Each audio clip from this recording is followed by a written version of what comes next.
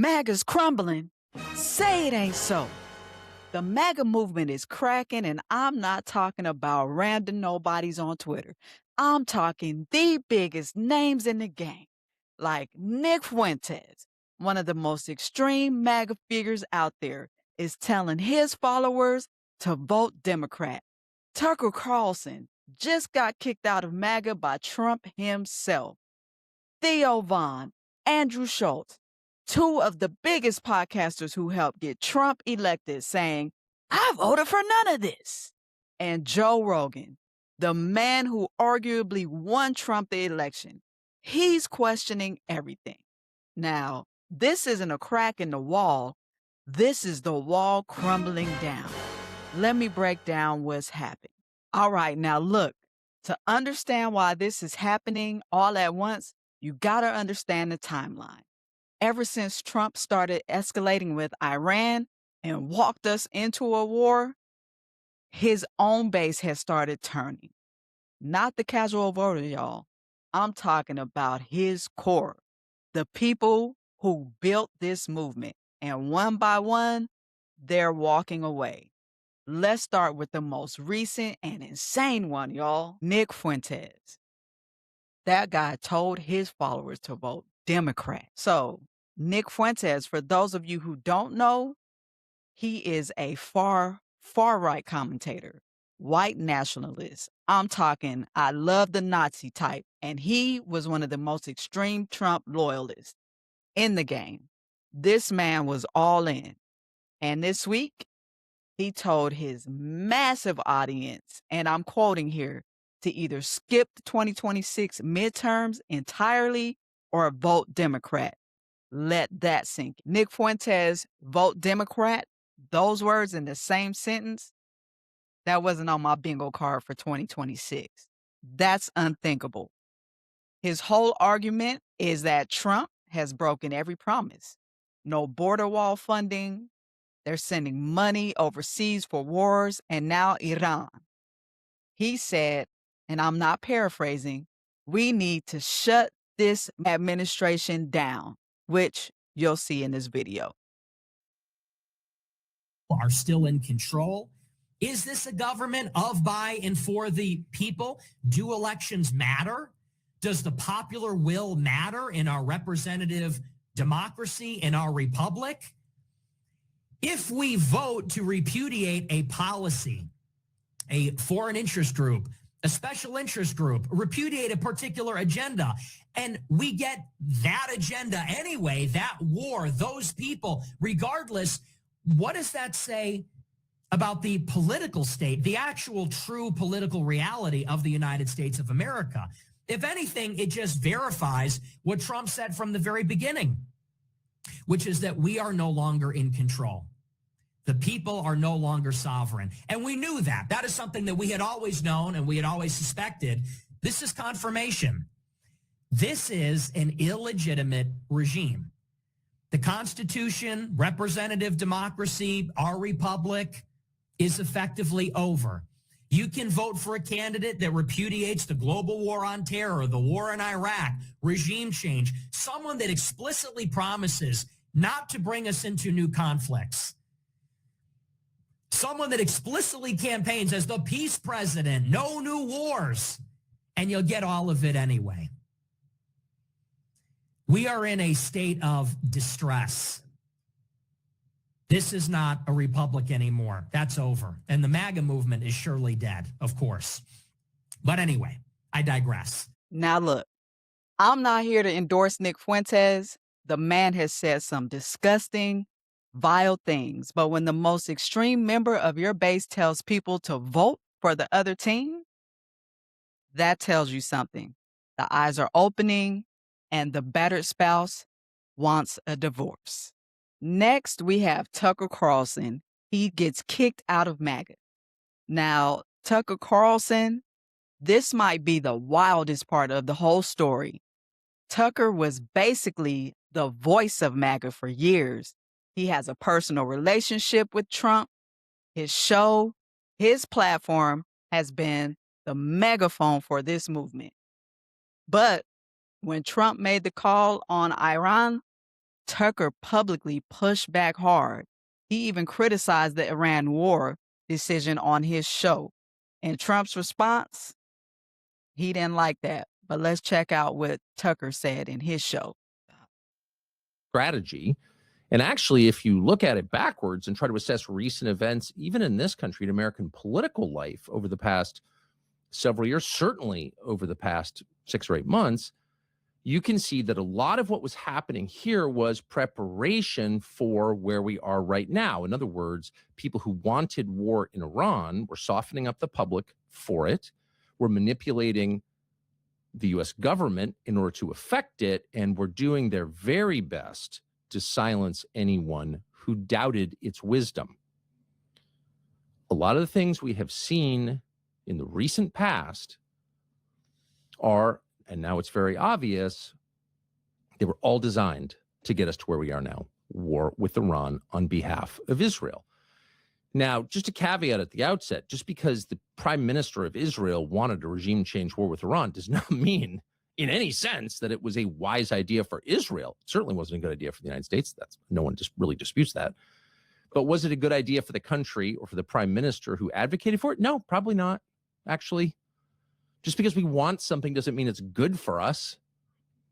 Sometimes when we get what we want most, we're destroyed by it. Hope that doesn't happen to Israel, of course, or anybody. But it could.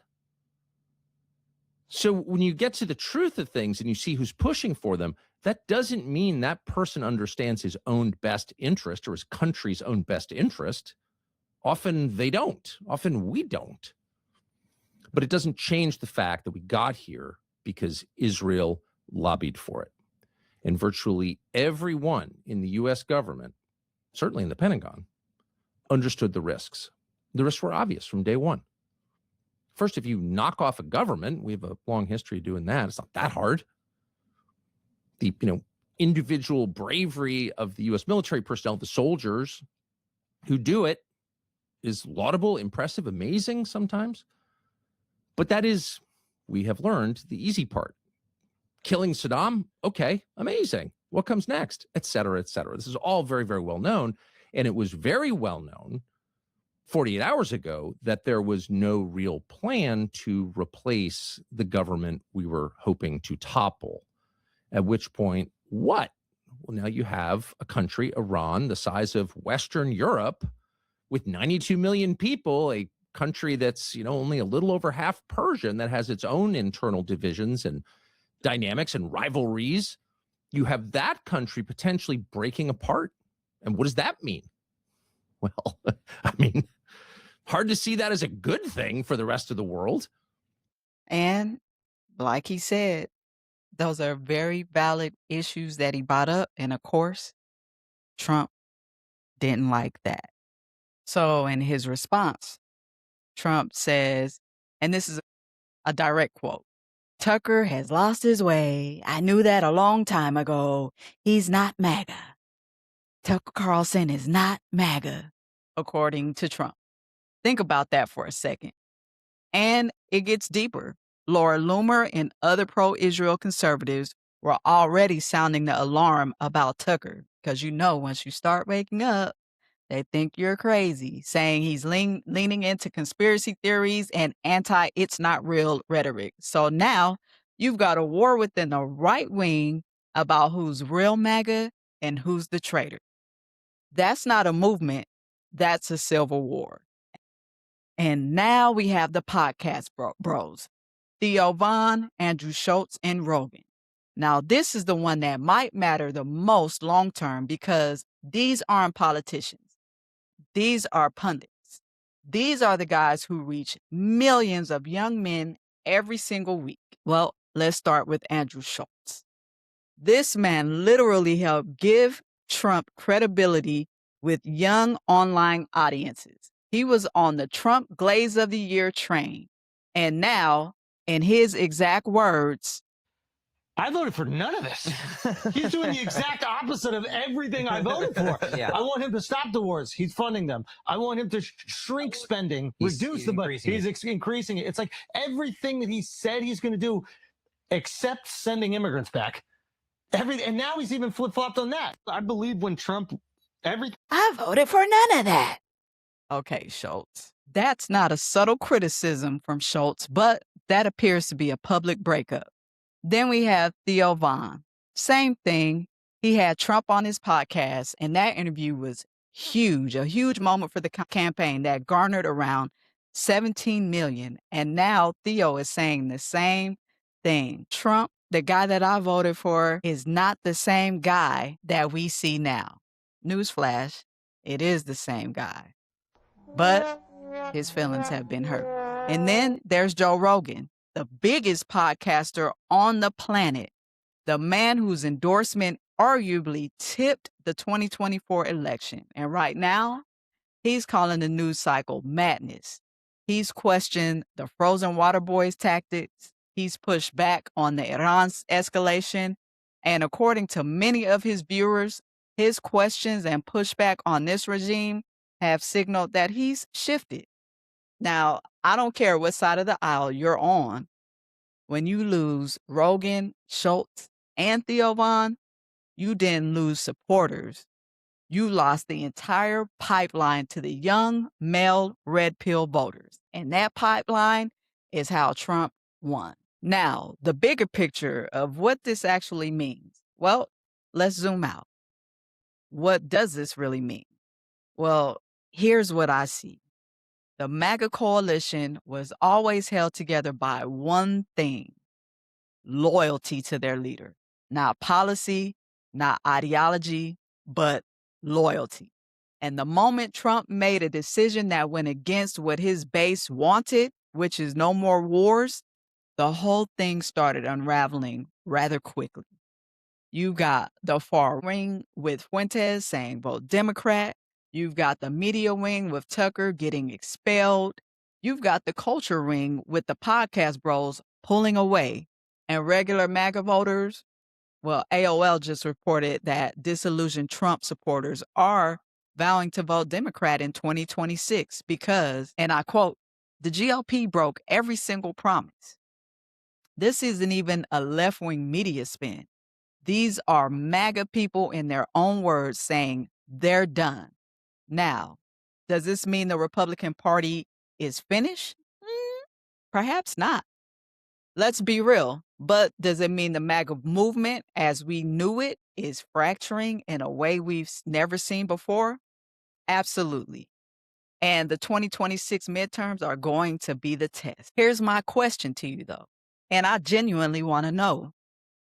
Is this the beginning of the end of MAGA? Or is this just noise that blows over in a couple of weeks? Because you know how they do.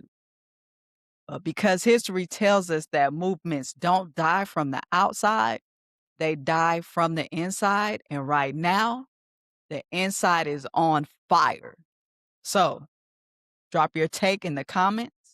I'll read every single one. And if you're new here, this is what we do on a regular. We break down what's happening in a relatable way. And if you like the content, hit that like, subscribe, and hit that bell so you don't miss the next video. Until next time, stay informed, stay dangerous, and I'm out.